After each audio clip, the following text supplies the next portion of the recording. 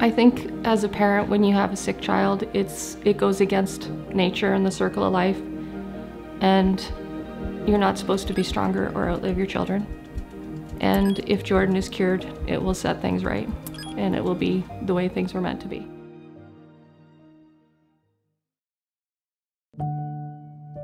You just are around Hayden, and you forget, with her personality and her lust for life, that her body is battling something every single day.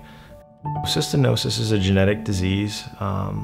Both Angela and I had to be carriers of it in order for Hayden to get this. And what happens is there's a buildup of the amino acid cysteine in every cell of her body. Because of that amino acid can't leave the cell, it crystallizes and then destroys the cell. So it first usually comes in the form of kidney damage, and that's usually how it's seen, but it affects everything in your body. Over time, it will impact her eyesight, her corneas, her muscles, her thyroid, her pancreas, everything in her body, every organ and every cell can be affected by cystinosis.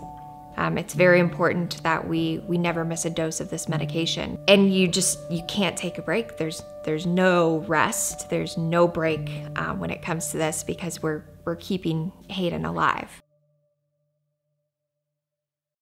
Little kids aren't supposed to worry about, oh, I gotta get my medicine and stuff, and and then needles and stuff. They're just supposed to be kids, just have fun, just enjoy their childhood, She was just like Hayden, and I see that in all the young kids. They have that same path with all the meds, and just each and every day is difficult. There's so many challenges.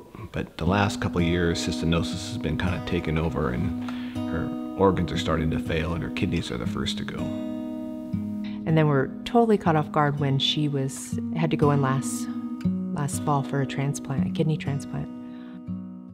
That was a hard year. It was really hard, and we just thought she would have the stem cell treatment first, or we were hopeful for that. But on the other hand, Jordan went through the stem cell, and the next day Tina had her kidney transplant. We hoped that she'll be healthy enough someday to be able to experience that, and that Jordan was brave enough to participate in the trial, and that he'll hopefully do really well, and that Tina will have that opportunity. My parents and I had always hoped the cure would come before I needed a transplant.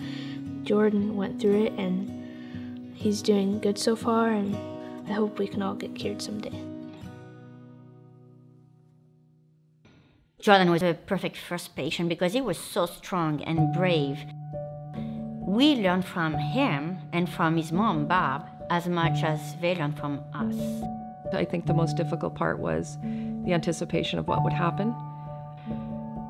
Should I stop him? Is he going to be worse? Could he die? Choosing to do this, it was a big decision for Jordan. I'll be at the hospital for a month straight, and up to a year without having my dog, and not being able to eat out for however long, and I don't know when I'll be able to go back to work. They started administering the stem cells, and they unthawed, and then they put them in a syringe, and through IV style, they put them through my veins into my body, and they had to do it extremely slow because they didn't want to damage the cells. It's a big moment, so this was my second life happening right there, so this was essential. I feel like once I get cured, I'll basically be starting out as a brand new person. We did the 3 months post-transplantation assessment, and I'm happy to say that Jordan has a level of 1.5 nanomole of alpha-cysteine per milligram of protein. Without cysteamine and before transplant, the level was at 7.8. So after transplant, he has more than 80% of decrease of a cysteine level in his blood. So this is amazing. We cross our finger. Even though things can change, I'm starting to embrace the data, and so far I'm happy. Jordan will come every 6 months for a full evaluation because we want to show safety but also efficacy. We will follow him for 2 years. After, it will be once a year or less often, but for 15 years. I think everybody is aware that this can fail. But I'm like, when you will really decide that you're happy with the data? I think that already after a year post-transplant, if we have stable data, it would be a really great achievement. But I think it's already a good achievement so far. It gives hope, and the family needs hope. Right now, this is what hope looks like. We're in it. And it's a really hard place to be, but it's an exciting place to be. It's a wonderful place to be. And we're holding on. We're gonna get our miracle. I believe it. And I think we're almost there. The Cystic Research Foundation, we've fought and fought all these years, and we're finally just about there. Having that cure in front of her just gives her hope every day to get up. It's like another day, I can just make it through another day. I'm just grateful that Natalie wrote on a napkin that she hopes for a wish one day, and then Nancy decided to create the CRF. We are so thankful for Natalie, and the year she made her wishes, the year Tina was born.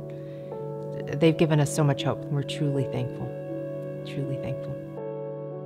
Hayden will talk about having cystinosis as a child, something that's in her past. I just want her to be able to do whatever she wants, whenever she wants. Once I get cured, I know I want everyone to get cured, right? And this all wouldn't be possible without Nancy and Jeff, or Dr. Shirky. Wouldn't be possible without her and her staff. With this trial comes a huge amount of responsibility. Jordan, he never looked at this as what could he get out of it for himself. He looked at it as what can they learn from me? And I am so proud.